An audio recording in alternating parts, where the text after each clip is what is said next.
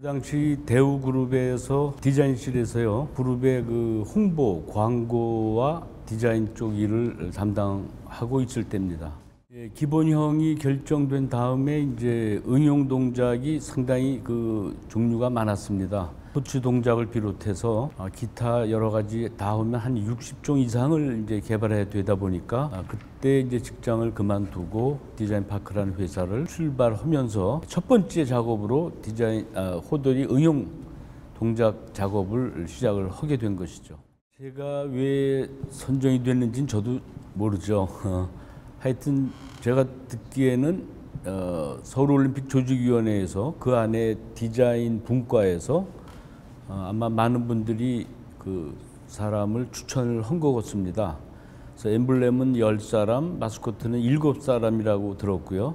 저는 이제 그 7사람 중에 한 사람으로 지명이 됐죠. 전 국민들한테 물어봤습니다. 조직위원회에서 공모를 했죠. 우리나라가 단군 이래 처음으로 가장 큰 세계적인 행사를 해야 되는데 우리는 과연 무엇을 가지고 전 세계인들한테 홍보를 하면 좋을까? 즉 우리의 상징이 무엇가 좋을까를 전 국민한테 공모를 했습니다. 요즘은 뭐 컴퓨터로 간단하게 이렇게 응모가 되는데 그때만 해도 관제엽서를 사다가 써서 우체통에 넣어서 산더미만큼 쌓여진 추첨하는 장면들이 많이 나왔는데요. 그 당시가 바로 그런 시대였고 전 국민 많은 분들이 공모를 이제 해줬는데 그 중에 제일 많이 나온 게 한국산 호랑이로 허자가 제일 많았답니다. 그 다음에 나온 것들이 뭐 토끼, 진돗개, 까치 등등이 제일 상위권을 차지했대요. 그 중에 까치는 제일 먼저 좀 탈락이 됐답니다. 왜냐하면 우리한테는 좋은 소식, 기쁜 소식을 전해주는다고 하지만 외국에서는 그 까마귀과에 속해서 이게 흉조로 보기 때문에 까치가 제일 먼저 탈락이 되고 두 번째로는 진돗개가 탈락이 됐답니다. 왜냐하면 실물을 보면 다른데 일본의 그 토종 개하고 또 알라스카 그 썰매 끄는 개하고 그려놓으면 형태가 똑같다. 그러면 우리의 진돗개라는 게 좀 차별력이 떨어지지 않느냐 해서 진돗개가 탈락이 되고 이제 남은 게 호랑이와 토끼랍니다. 근데 국민들이 응모한 거는 호랑이가 압도적으로 많았는데 최종적으로 나라님한테는 복수안으로 보통 올려야 되기 때문에 호랑이와 토끼를 둘을 올렸답니다. 최종 결재를.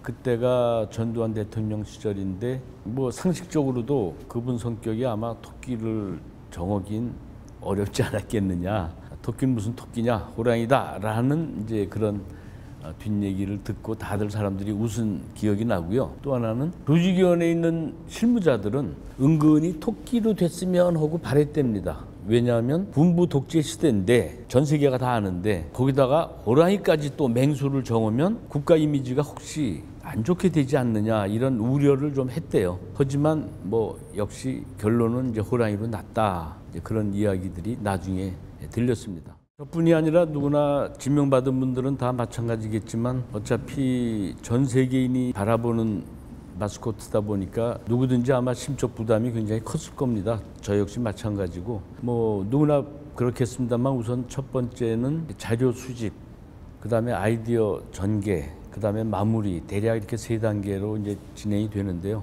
자료 수집 단계는 제가 크게 보면 이제 두 가지입니다. 하나는 눈에 띄는 대로 호랑이에 대한 사진, 그림, 만화, 동화책의 등장 이것들을 최대한 많이 수집을 했고요. 또 직장 다닐 때 그 동료들한테도 제가 부탁을 했고 심지어는 제 일가 친척 중에 미국으로 이민 간 친척한테도 연락을 해서 호랑이가 보이면 좀 다 보내달라. 그래가지고 대략 한 500개 이상을 이제 수집을 했습니다. 그 중에는 아까 말씀 나온 켈로그도 물론 들어갔고요. 그러니까 어떻게들 호랑이가 표현되어 있나 이제 자료 수집했고 그 다음에 서울대공원에 가면 그 시베리아 호랑이가 있습니다. 그 바로 시베리아 호랑이가 우리나라 한국산 호랑이하고 같은 맥입니다. 그래서 동물원에 가서 하루 종일 호랑이 쳐다보고 하염없이 시간 보낸 적도 많이 있고요. 그런 과정을 거친 다음에 3개월 시간이 뭐 빨리 지나가죠. 그러니까 매일 그냥 고민만 하고 잘 안 되다가 한 일주일쯤 전에 좀 이거 가능성이 있지 않나 하는 게 불과 한 일주일 전에 좀 떠올랐던 것 같아요.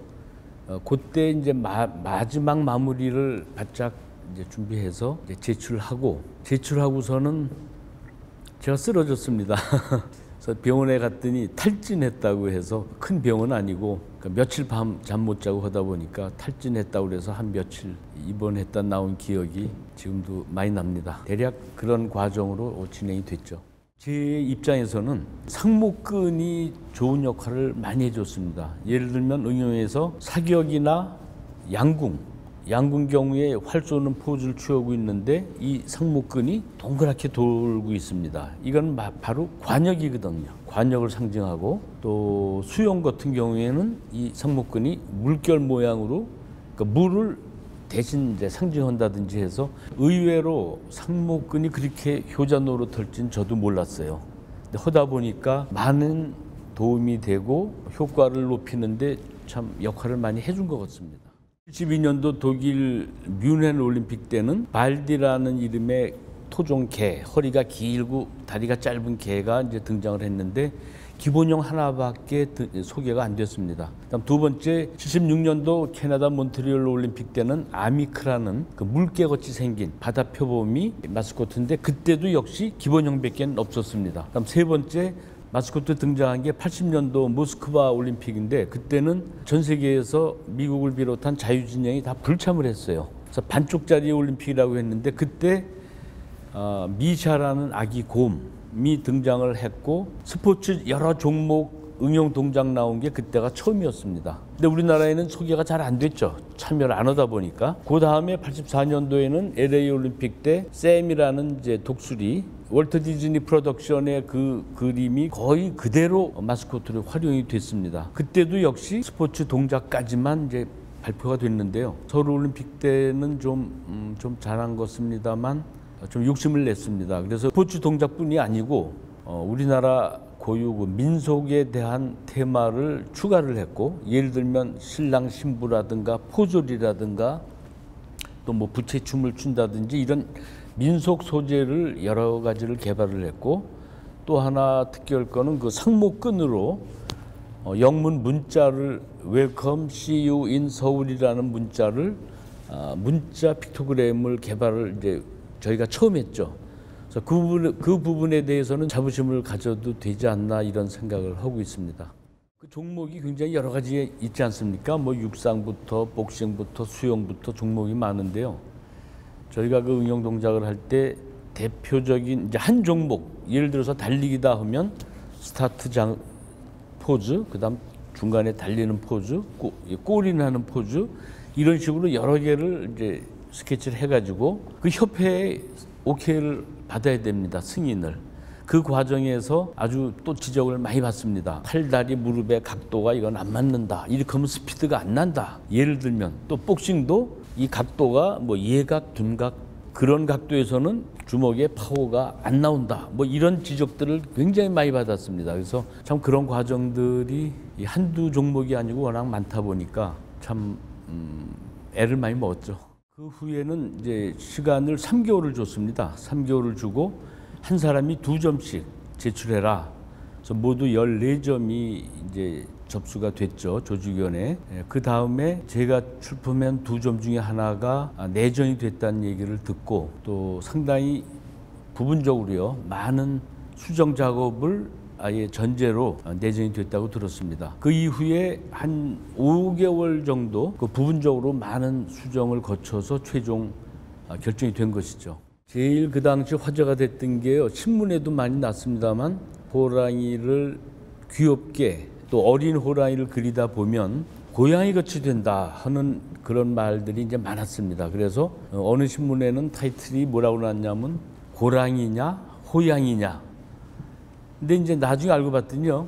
이 동물 분류학으로 따지면 호랑이가 큰 고양이 과에 속한답니다.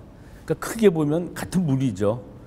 그래서 호랑이를 귀여운 새끼를 귀엽게 표현한다라면 결국 고양이와 비슷해질 수밖에 없는 아주 그런 한계에 누구나 다 부딪혔을 거예요. 출품한 다음에 그 동물 전문가가 호랑이와 고양이는 이런 점이 차이가 난다 해서 여러 가지를 지적을 했습니다. 그러니까 예를 들면 이목구비가 고양이는 오밀조밀하고 작고 또 팔다리와 꼬리가 가늘다. 근데 호랑이는 아무리 새끼라도 이목구비가 굵고 크다. 또 팔다리도 더 굵고 꼬리도 더 굵다. 예를 들면 그런 여러 가지 지적이 나와서 아주 많은 수정 작업을 진행을 했습니다. 사실은 그 부분은 저는 자세히 모릅니다. 왜냐하면 서울올림픽 조직위원회에 그 문제 제기를 한 거지 저한테 개인적으로 문제 제기를 한 건 아닙니다. 그래서 나중에 들은 얘기인데 kell로그 회사에서 자기네가 상표 등록한, 그러니까 저희 일반인은 모르죠. 상표 등록한 거와 포즈가 비슷하다. 두 발로 서서 한 손을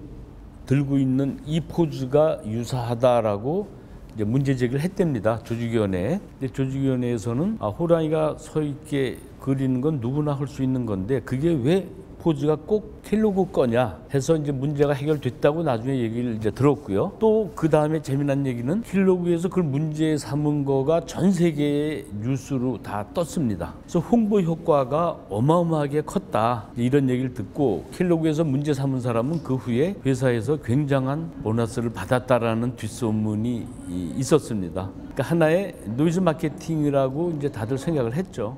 전 세계 여러 나라들이 자기네가 주장하는 상징물들이 있습니다. 예를 들면 미국에는 흰머리 독수리고 러시아는 곰, 중국은 팬다, 인도는 코끼리, 이런 식으로 그 나라를 상징하는 동물이 있는데 우리나라는 아직 그동안 뚜렷하게 이것이 우리 상징이다라는 게 사실은 없었어요. 30년 전에 호랑이가 이제 많이 알려졌는데 이번에 동계올림픽도 공교롭게 흰 호랑이 100호가 되지 않았습니까? 제 생각에는 기왕 여기까지 온 김에 아예 한국의 상징은 호랑이다라는 거를 확실하게 전 세계에 알리고 우리의 자산으로 됐으면 참 좋겠다. 이건 뭐 돈으로 환산할 수 없는 커다란 국가 이미지를 상승시키는데 아주 좋은 소재라고 생각을 합니다. 한국의 상징 호랑이 누가 들어도 뭐 인정할 수밖에 없지 않을까 이런 생각을 해봅니다. 문화 포스터 경우에 조직위원회에서요 작가를 12사람을 선정을 했습니다. 그래서 그 다음에는 이제 각자가 물론 작업을 했는데 전체를 누군가는 총괄해야 된다. 인쇄할 때까지 과정을 좀 점검도 하고 해야 될 사람이 필요하다 해서 거의 뭐 제가 자원하다시피 했습니다. 왜냐하면 그때 한참 재판이나 인쇄나 이런 일을 제가 한참 많이 할 단계였기 때문에 제가 진행을 했는데 일단 기본적으로요. 규격이나 이런 거는 A1 사이즈의 가장 국제적인 규격이기 때문에 정했고 그 밑에 서울올림픽에 대한 거를 추가로 붙이는 이런 형식으로 제가 이제 제안을 했습니다. 그래서 다들 이제 수용을 해서 진행을 했고 제가 그 원고를 다 모아서 재판 과정, 그다음에 견본을 이제 프린트 해보고 또 작가들하고 다 상의해서 수정 부분 다 한 다음에 인쇄될 때까지를 제가 이제 쭉 감독이라고 그럴까요? 그 과정을 진행을 했던 그런 일이 기억이 납니다. 기왕이면 우리 문화 중에서 한국의 아름다움을 표현하고 싶었고요. 아름다운 것도 물론 많이 있지만 저는 그 전부터도 부채춤에 대해서 좀 관심이 많았습니다. 또 여러 차례 다른 형태로 표현도 해봤고요. 그래서 이번 경우에는 몸 전체가 나올 게 아니라 최대한 클로즈업해서 아름다운 한국 여인의 얼굴과 부채만 아주 상징적으로 해보면 어떨지 해가지고 이제 시도를 했고 다행스럽게 제 마음이 조금 들었습니다. 꼭 그렇게 하자라고 약속한 건 아닌데요. 12작가가 공교롭게도 나중에 이제 보니까요. 거기다가 우리나라 문화적인 이런 또 전통적인 이런 소재를 현대적으로 표현한 그런 작품들이 거의 다였습니다. 그래서 이거는 참 알게 모르게 우리 문화를 이럴 때 한번 알리고 싶다라는 마음이 그 12작가가 거의 아마 약속한 듯이 그렇게 다 우리 문화를 표현했기 때문에 참 의미가 있었다고 생각을 합니다. 개인적으로는 두 분께 인사에 남았습니다. 하나는 작곡오신 양승춘 교수님이 1월 5학도를 가지고 이제 현대적으로 표현한 것이 참 소재를 잘 택하셨다라고 생각을 했고요. 또 하나는 그 전후연 디자이너분의 포스터가 상당히 인상적이었어요. 그 고구려 벽화 있지 않습니까? 수렵도 그것을 위시해서 여러 가지를 이제 복합적으로 표현했는데 아주 그 분위기나 느낌이 상당히 좋았다라고 기억에 남습니다.